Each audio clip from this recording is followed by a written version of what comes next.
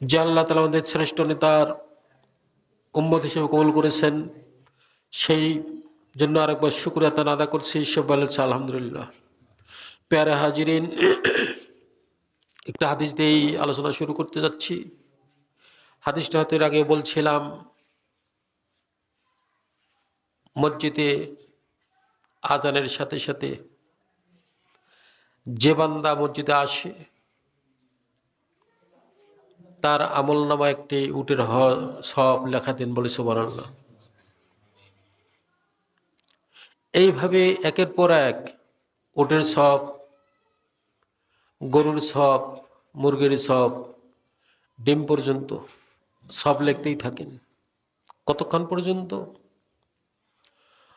যতক্ষণ খতিব সাহেব খুতবা শুরু করবেন না, ততক্ষণ একটার পর একটা সব লেখা হতেই থাকে। আর খুতবা যখন শুরু হয়ে যায়, ইমাম সাহেবের খুতবা শুরু হলেই খুতবা শোনা ওয়াজিব, যার ফলে যিনি লেখক, যে ফেরেশতা লিখতেছেন, সেই ফেরেশতাও খাতা বন্ধ করে, সিরিয়াল বন্ধ করে খুতবা শোনা শুরু করে দেন। তো এখন চিন্তা করে দেখুন, যারা খুতবার আগে আসেন তারা তো সব পাবেন, লিস্টে নাম হয়ে যাবে। আর যার খুতবা শুরু হওয়ার পরে মসজিদে আসি, তারা আমাদের মসজিদে আসার পরেও দেখা যায় আমরা তালিকাভুক্তই, আমাদের নাম আসবে না। প্যারা হাজিরিন, আল্লাহ রাব্বুল আলামিন আমাদেরকে দুনিয়াতে পাঠালেন উদ্দেশ্য নিয়ে। কোনো মানুষ উদ্দেশ্য ছাড়া বাড়ির থেকে বের হয় না।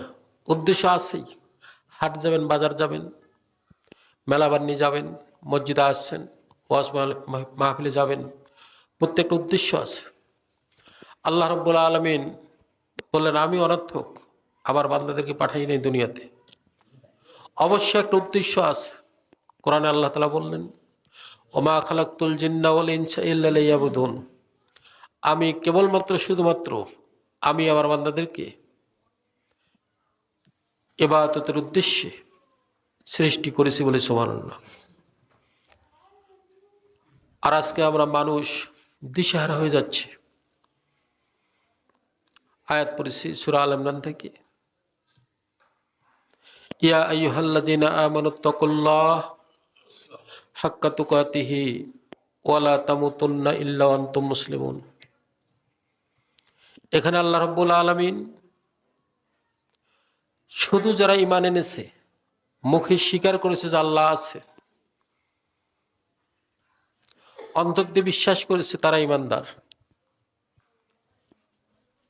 ঈমানদারদেরকে লক্ষ্য করেই বলছেন যে তোমরা আমি আল্লাহকে ভয় করো, ভয় করার মতো। কোরআনুল কারীমে বহু আয়াত আছে, ইয়া আইয়ুহান নাস বুদু রাব্বাকুমুল্লাযী খালাকাকুম, ও মানুষ সকল, তোমরা ইবাদত করো, যিনি তোমাকে সৃষ্টি করেছেন সে আল্লাহর। আর এখানে শুধু ইয়া আইয়ুহান নাস না বলে, সম্বোধন না করে, ইয়া আইয়ুহান নাস যদি সম্বোধন করতে বলতো, তাহলে সমগ্র বিশ্বের মানুষকে আল্লাহ তাআলা সম্বোধন করে বলতো।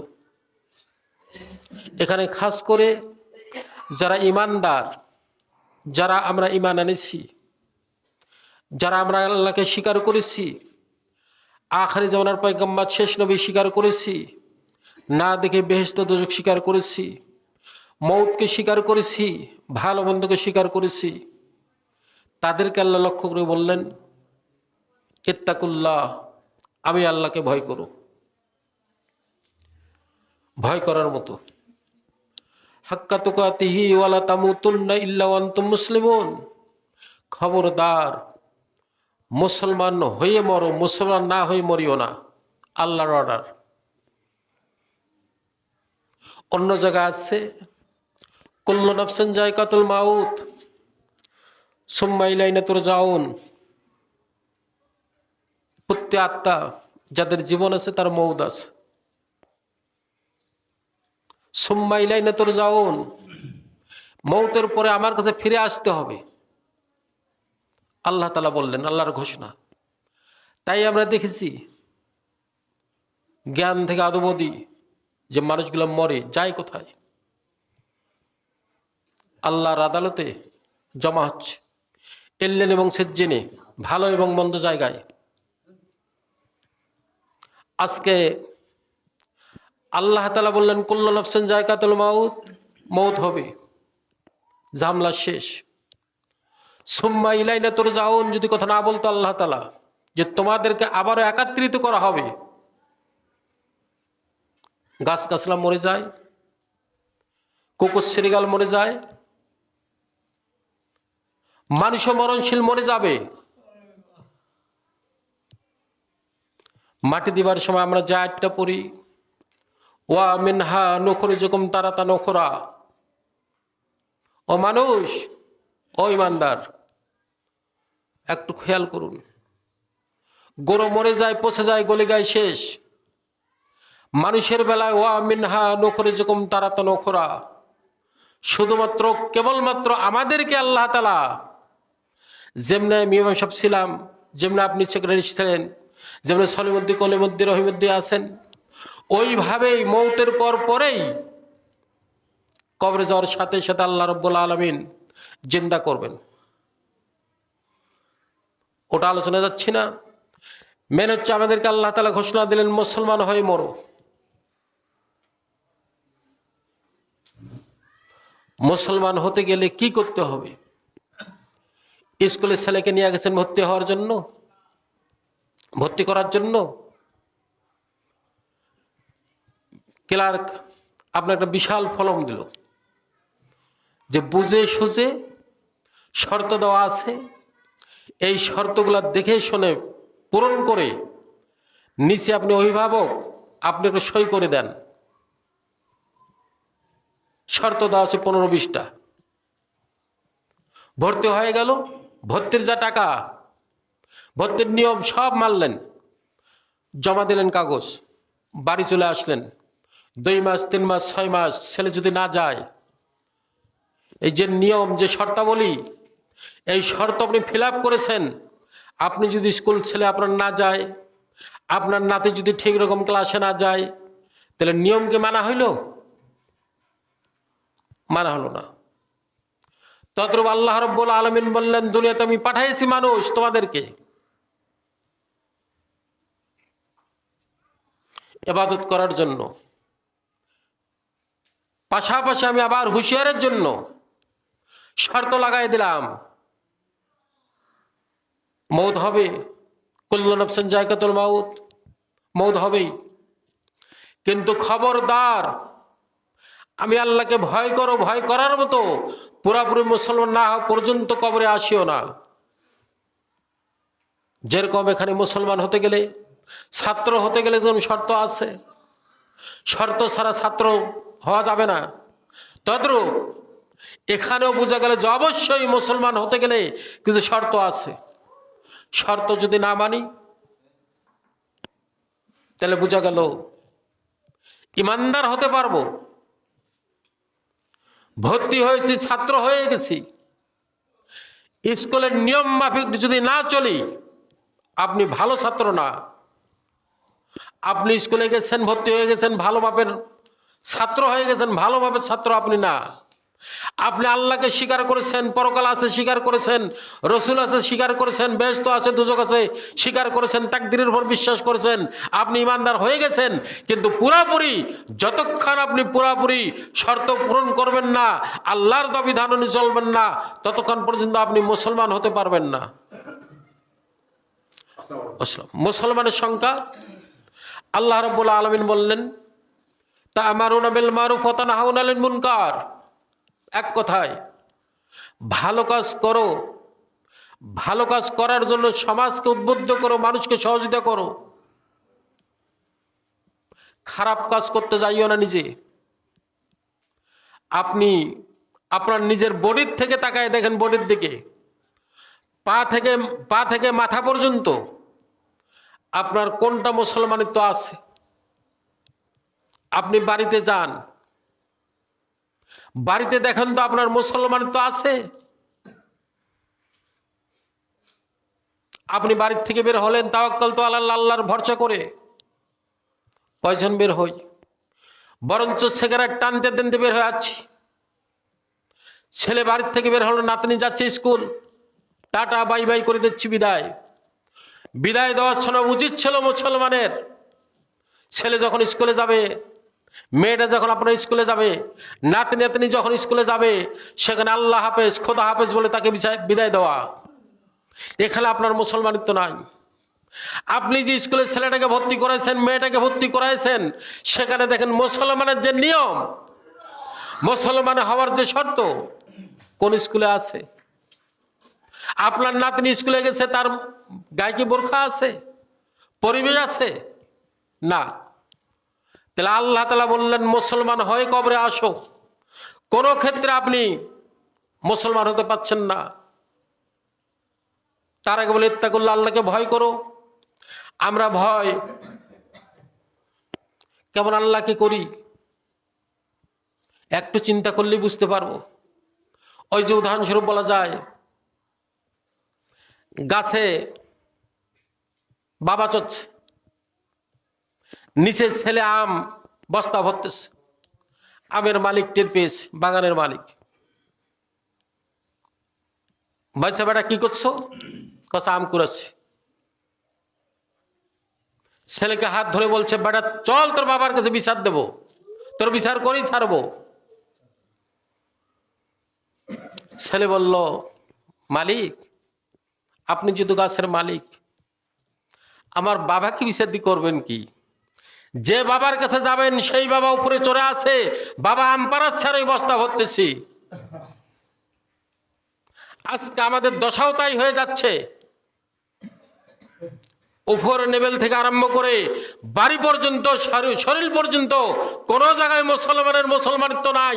তার কারণ মুসলমানিত্ব বিদায়ের লক্ষ্যে চলে আসতেছে। কারণ একটাই, ভয় নাই।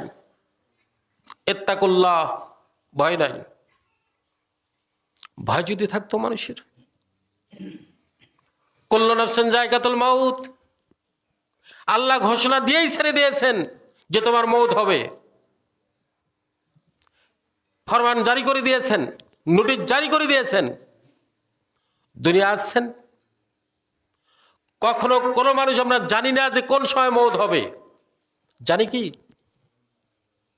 কারো বয়স 17 বছর, কারো বয়স 60 বছর, কারো বয়স 30 বছর।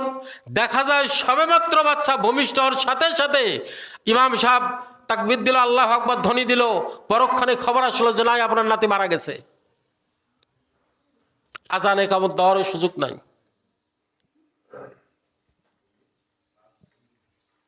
তা শোন, যে আল্লাহ তাআলা আমাদেরকে তৈরি করলেন, দুনিয়াতে পাঠালেন, মা খালাকতুল জিন্না ওয়াল ইনসা ইল্লা লিয়াবুদুন, কেবলমাত্র শুধুমাত্র ইবাদত করার জন্য। তাহলে বোঝা গেল সর্বাবস্থায় আল্লাহকে হাজির নাজির মনে করে যেটা ভালো কাজ সেটা করতে হবে, যেটা খারাপ কাজ সেটা আস্তে আস্তে করে আমাদেরকে বিদায় দিতে হবে। যদি বিদায় দিতে পারি তাহলে পুরোপুরি মুসলমান হতে পারবো, আর যদি বিদায় দিতে না পারি তাহলে কখনোই মুসলমানের আশা করা যায় না।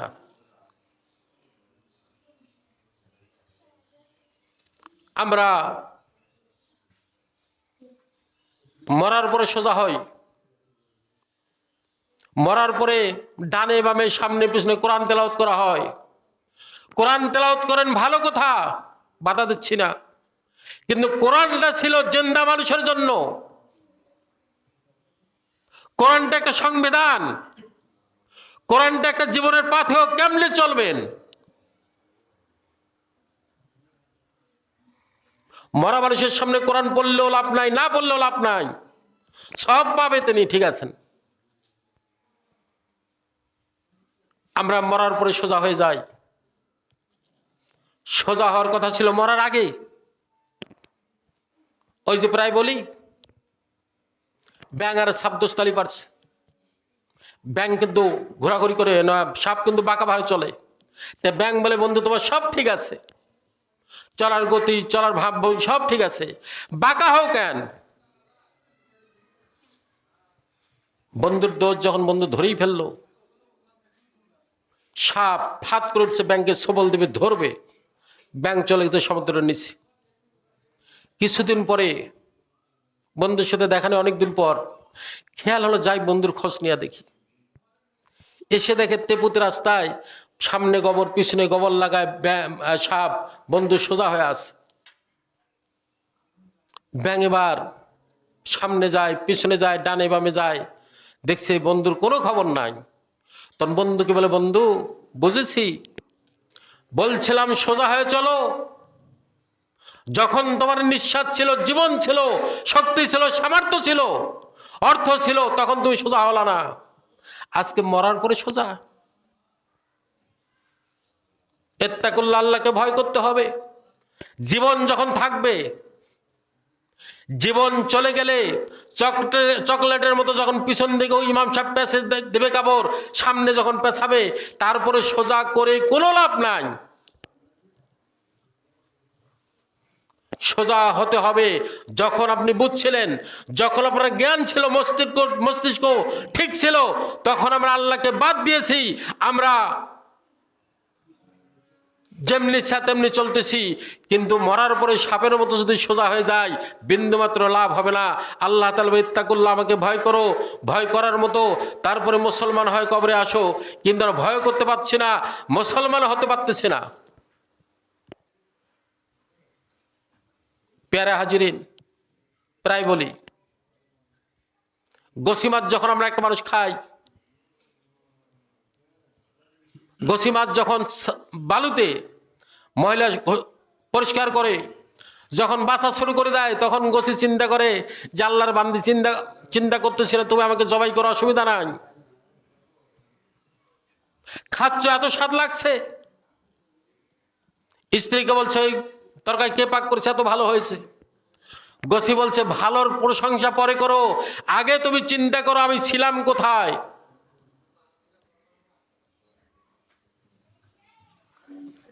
গোসি একবারে কাদর নিচে, একটু শুকনো ভাব মাটি সেখান থেকে থাকে, সেখানটা টেনে এসে বের করা হয়। গোসি বুঝাচ্ছে, ও আল্লাহর বান্দা, খাচ্ছ, শুকরিয়া আদায় করলা না, ভালো এবং মন্দ বউয়ের প্রশংসা করলা, তরকারির প্রশংসা করলা, আমি যে গোসি মাছ কাদায় ছিলাম, আমাকে নিয়ে একটু চিন্তা ফিকির করলি না। ভালো করে জেনে রাখো, আমি ছিলাম কাদার ভিতরে, দেখো তো বিন্দুমাত্র আমার গায়ে কাদা পাইছেন নাকি? বলে, না, পাওয়া হয়নি। আজকে একটা মুসলমানের করণীয় হবে, ডানে এভাবে সামনে পিছনে সর্ব অবস্থায় সর্ব জায়গায় পাপ থাকতেই পারে, পাপের কাজ হতেই পারে, খারাপ কিছু দৃশ্য আসতেই পারে, কিন্তু আপনি যখন এই মুসলমানের পরিচয় দিবেন, গোসি মাছের মতো আপনার গায়ে যাতে করে পাপের একটুকু ছোঁয়া না লাগে, আর পাপের ছোঁয়া যদি আপনার গায়ে লাগে, আল্লাহর জাতের কসম করে বলছি, আপনি মুসলমানের পরিচয় দিতে পারবেন না, মুসলমান আপনি হতে পারবেন না। পাপ যদি আপনাকে লেগেই ফেলে, তা পাপ এমনিতে লাগে না, পাপ তো আমরা রহ রহ করছি, পাপে আমরা নিমজ্জিত হয়ে আছি, ডুবে আছি। কেন? আল্লাহ ঘোষণা দিয়েছেন, কুল্লু নাফসিন যায়কাতুল মাউত, মৌত হবে। ছেলে বাইরে থাকে, ফ্লাইটে আসবে, যেদিন যাচ্ছে 3 দিনকার জন্য, আগে ফ্লাইট বুক হয়ে গেছে, 5 দিন পরে আমি বাড়ি চলে আসবো, বুক হয়ে গেছে। আপনি সলিমুদ্দি কলিমুদ্দি, আপনি যেদিন ভূমিষ্ঠ হয়েছেন, আল্লাহ আপনার এরকম বলেন নাই যে আপনাকে আমি পাঠালাম, আমি রব্বুল আলামিন 70 বছর আপনাকে হায়াত দিয়ে জিন্দেগি দিয়ে আপনাকে দুনিয়াতে পাঠাইলাম, এরকম কাউকে বলে? কাউ জানতে পারি? কোন আল্লাহর বান্দা জানি না। যার ফলে তো না জানার কারণেই জানাজা নামাজের কোনো আজান নাই, একামত নাই, বাচ্চা ভূমিষ্ঠ হওয়ার সাথে সাথে আজান দেওয়া হয়, একামত দেওয়া হয়।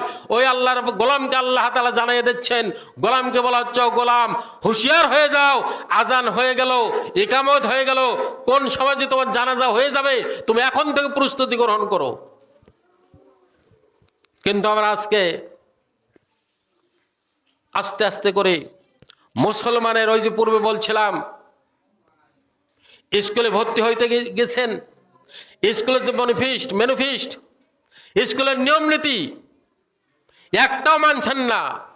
আল্লাহ তাআলা বলছেন, যদি আমার ম্যানিফেস্ট, আমার নিয়ম নীতি না মানো, আতিউল্লাহ আতিউর রাসূল, আমি কে ভয় করার সাথে সাথে, আমি আল্লাহকে স্বীকার করার সাথে সাথে রব্বুল আলামিন আমার হাবিবকে আমি প্রেরণ করেছি, এই হাবিবকে ইত্তেবা করো, অনুসরণ করো।